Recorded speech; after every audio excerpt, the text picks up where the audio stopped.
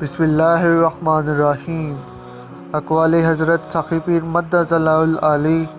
Number 1، قرآن حکیم کا عمل و عشق بدعت سے نکال کر سنت مصطفیٰ صلی اللہ علیہ وآلہ وسلم میں عملاً فنا کر دیتا ہے۔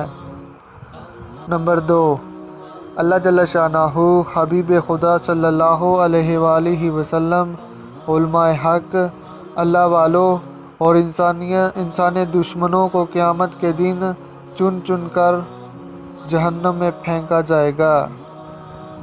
نمبر 3، اللہ جل شانہ میں مست رہنے والے ہی سیدھے راستے پر ہیں۔ نمبر 4، انسان کا ظاہر و باطن غیر مرئی لطیف لہروں کا بنا ہوا ہے۔ نمبر 5، قرآن حکیم ساری مخلوق کے ظاہری باطنی تمام مسائل کا حل۔